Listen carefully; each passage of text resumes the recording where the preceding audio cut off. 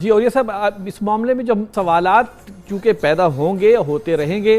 اس کا جواب دینے کے اہل لوگ ہیں ان کے لیے ضروری ہے کہ وہ قرآن و حدیث اور دین کے علم کے ساتھ ساتھ معاشرے کی نبض پر بھی ان کا ہاتھ ہو، جدید علوم کے حوالے سے بھی ہو، یا کم از کم ان کا ذہن کھلا ہو اور وہ اور ایسے لوگوں سے مشورہ کر سکے جو جدید علوم پر ماہر ہیں۔ یہ تو سب باتیں وہ ہیں جو ہم سمجھتے ہیں کہ آج ہم جو سوال کرنے جا رہے ہیں یا جو اس پروگرام کے تھرو ہم جو سوالات اب پیش کریں گے ناظرین کے سامنے، وہ موجودہ دور کے مسائل اور مستقبل میں آنے والے حالات ہیں، ان کے حوالے سے بات ہوگی۔ وقفہ لیتے ہیں، وقفے کے بعد انشاءاللہ تعالی ہم اس بات پر بحث کریں گے کہ آج کے موجودہ بڑے بڑے مسائل کون سے ہیں۔ ناظرین ہمارے ساتھ رہیے گا، ملتے ہیں وقفے کے بعد۔ السلام علیکم، ویلکم بیک۔ ناظرین وقفے پہ جانے سے پہلے میں نے عرض کیا تھا کہ اب ہم اس بات کو ہم دیکھیں گے کہ آج کل کے موجودہ مسائل ہمارے کون کون سے ہیں جو ہمارے فکر پر اثر انداز ہوتے ہیں، جو ہمارے عمل پر اثر انداز ہوتے ہیں، جو ہمارے اعتقادات پر اثر انداز ہوتے ہیں۔ ڈاکٹر حماد لکھوی صاحب، اس حوالے سے میں چاہوں گا کہ آپ کچھ ایسے جو موجودہ مسائل ہیں ان کی طرف ذرا رہنمائی کریں جو ہم عام آدمی کو، جو چاہے وہ بازار میں ہے، چاہے وہ پڑھ رہا ہے، چاہے وہ گھر پہ ہے، کسی بھی معاشرے کا فرد ہے، اس کو فیس کرنے پڑ رہے ہیں۔ دیکھیں یہ تو بہت بڑا سوال ہے اور اس کے جواب میں تو میرے خیال کتابیں لکھی جائیں اور تقریریں کی جائیں تو شاید وہ بھی ناکافی ہوں۔ ظاہر ہے اس میں پوری زندگی اور تمام طبقات اور انفرادی اور اجتماعی زندگی کے تمام پہلو آتے ہیں اور ہر پہلو کے سوالات مختلف ہیں۔ معاشرتی زندگی کی بات کریں گے اس کے سوالات مختلف ہیں، سیاسی زندگی کی بات کریں گے، اقتصادی زندگی، ہر ایک میں کچھ سوالات ہیں۔ لیکن مجھے یوں لگتا ہے کہ اگر ہم ان سارے سوالوں کو کسی ایک سوال میں پرونا چاہیں، جسے ہم کہتے ہیں ہاتھی کے پاؤں میں سب کا پاؤں، بلکہ اس کے بارے میں میں عرض کروں کہ ہر شخص کہے گا کہ سب سے بڑا مسئلہ یہ ہے، اور جو میں کہوں گا سب سے بڑا مسئلہ ہے، آپ کچھ اور کہیں گے کہ یہ سب سے بڑا مسئلہ ہے، اور یہ مختلف لوگ مختلف کہتے رہیں گے۔ ہو سکتا ہے کہ ہم اس نتیجے پہ پہنچیں کہ سب سے بڑا مسئلہ یہ ہے کہ ہمیں یہ پتہ نہیں کہ ہمارا سب سے بڑا مسئلہ کیا ہے۔ وہ جیسے سقراط نے کہا تھا کہ جب اس کو اپالو بندر کی کاہنہ نے کہا تھا کہ میں نے اس کے شاگرد نے پوچھا تھا کہ سب سے بڑا دانا کون ہے، تو انہوں نے کہا سقراط ہے، تو سقراط حیران ہو گیا کہ ایتھنز کا سب سے بڑا دانا میں ہوں، میں تو کچھ نہیں جانتا۔ تو پھر وہ ساری گلیوں میں گھوما پھرا، خیر لمبی داستان ہے، تو اس کے بعد وہ اس نتیجے پہ پہنچا کہ واقعی میں دانا ہوں سب سے بڑا، کائنہ ٹھیک کہتی ہے، اس لیے کہ میں کم از کم یہ تو جانتا ہوں کہ میں کچھ نہیں جانتا۔ تو لوگ تو یہ بھی نہیں جانتے، وہ کچھ نہیں جانتے، پھر بھی سمجھتے ہیں کہ وہ بہت کچھ جانتے ہیں۔ تو اصل ایشو یہ ہے، وہ جیسے رئیس امروہوی کا ایک قطعہ مجھے اکثر یاد آتا ہے ایسے موقع پر، کہ اس نے کہا تھا، کہنے لگے کہ ہم کو تباہی کا غم نہیں، میں نے کہا وجہ تباہی یہی تو ہے، ہم لوگ ہیں عذاب الہی سے بے خبر، اے بے خبر عذاب الہی یہی تو ہے، ہمیں یہ معلوم نہیں کہ مسئلہ کیا ہے۔ تو میرے خیال میں، اگر ہو سکتا ہے آپ میری رائے سے اختلاف کر سکتے ہیں، آپ کو پورا حق ہے، کہ میں اگر اس دور کا تجزیہ کروں اور اس دور کے سوالات کا تجزیہ کروں اور اپنے خاص طور پر جو نوجوان نسل ہے ان کے اشکالات کا تجزیہ کروں، تو مجھے یہ لگتا ہے کہ سب سے بڑا مسئلہ جو ہے ہمارا، وہ تصور اور عقیدے کا ہے۔ اچھا، ہمارا عقیدہ، ہمارا تصور گم ہو گیا ہے، ہمارے تصورات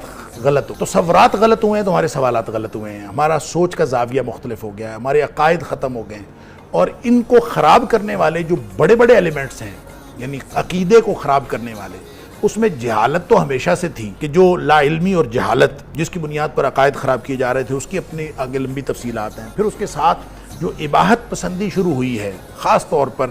جو جدیدیت کے نام پر اسلام کا حلیہ بگاڑنے کا جو طریقہ شروع ہوا ہے، اس نے ہمارے تصورات بگاڑنے میں انتہا کر دی ہے۔ اور پھر اس کے اندر ایک اور چیز ایڈ ہوئی ہے جو اس دور میں خاص طور پر آرتھوڈاکسی کے نام پر جو وائلنٹ اسلام کا تصور پیش کیا گیا ہے، اس نے بھی ہمارے تصورات کو اور عقیدے کو بگاڑ دیا ہے۔ اور علی حاصل قیاس اس میں رہی صحیح کسر جو ہمارے پورے نظام تعلیم میں بھی ہے، ہماری معاشرت میں بھی ہے، ہمارا میڈیا بھی اسی کو پروموٹ کر رہا ہے، وہ ہے مغربی الحاد۔ جو الحادی فکر ہے اس نے ہم اس ساری چیزوں کو ویسے بگاڑ کے رکھ دیا۔ الحاد سے مراد ہے نا خدا، آپ الحاد کو بے خدا، الحاد کو آپ جب ڈسکس کرتے ہیں نا، تو الحاد کا آغاز سے لے کر انجام تک اور ابتداء سے لے کر انتہا تک اس کے بہت ساری سطحیں ہیں، بہت سارے لیولز ہیں۔ جب فکر بگڑتی ہے نا، ذرا سا کجی پیدا ہوتی ہے تو وہ بھی الحاد ہے، لحد سے ہے نا، تو الحاد کا مطلب ہوتا ہے ذرا سا کسی غلط جگہ جھک جانا. یہ لحد جو قبر یوں کر کے بناتے ہیں اس کو بھی لحد اس لیے کہتے ہیں کہ وہ ہٹی ہوئی ہوتی ہے. جب فکر ہٹتی ہے نا تو جو چھوٹا گمراہ ہو یا بڑا گمراہ ہو, جو راہ سے بالکل ہٹا ہوا ہو, ضلال بعید میں ہو یا چھوٹی سی وہ کجی میں ہو, جب دیکھیں قرآن کہتا ہے کہ متشابہات کے پیچھے چلنے والے وہ بھی وہ ہیں جن کے دلوں میں کجی اور ٹیڑھ ہے. فَأَمَّا الَّذِينَ فِي قُلُوبِهِمْ زَيْغٌ فَيَتَّبِعُونَ مَا تَشَابَهَ مِنْهُ ابْتِغَاءَ الْفِتْنَةِ وَابْتِغَاءَ تَأْوِيلِهِ. جی اصل بات میں بتاتا ہوں, یہ کہہ کے جو شروع کرتے ہیں جی مجھے معلوم ہے, جی میری ربع صدی کے تحقیق کے بعد یہ بات سامنے آئی ہے. بھئی تم ہوتے کون ہو, تمہاری حیثیت کیا ہے کہ تم اگر کوئی بات کرنا چاہتے ہو تو دلیل لاؤ اللہ کے قرآن سے, دلیل لاؤ نبی پاک صلی اللہ علیہ وسلم کے فرمان سے. اگر مدینہ منورہ سے دلیل آ رہی ہوگی تو ہمارا سر تسلیم خم ہے, اگر وہاں سے دلیل نہیں آ رہی تو بھائی آپ مغرب کے پڑھے ہوئے ہوں, آپ مشرق کے پڑھے ہوئے ہوں, آپ کے پاس ڈگریاں ہوں, آپ نے ربع صدی تحقیق کی ہو یا آپ نے 50 سال تحقیق کی ہو, وہ ہمارے لیے کسی کام کی نہیں ہے. اور ہم اصل میں تصور کو بگاڑنے کے لیے یہ ڈگریاں, یہ بڑے بڑے نام, یہ بڑے بڑے شعبدے, اور پھر انہوں نے اباحیت پسندی کو جو رواج دیا ہے, خاص طور پہ جدید دور کے نوجوان کے ابہام کو ختم کرنے کے لیے انہوں نے جو طریقے اختیار کیے ہیں, کتاب و سنت سے رہنمائی نہیں لینی بلکہ سرے سے اس کے وجود کا انکار کر دینا ہے. ہر چیز کو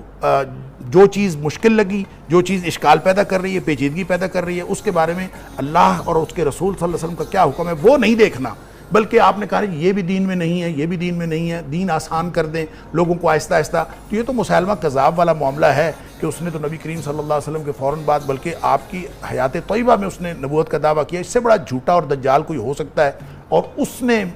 عشاء اور فجر کی نماز معاف کر دی تھی صرف اس لیے کہ لوگوں کو مشکل لگتی تھی. تو مشکلات کو ختم کرنے کے لیے آج کے دور میں مسلمہ والی سنت اپنائی جا رہی ہے, اور چیزوں کا دین کی جو مبادیات ہیں, دین کی جو بنیادیں ہیں, ان کا انکار کیا جا رہا ہے. تو میرے خیال میں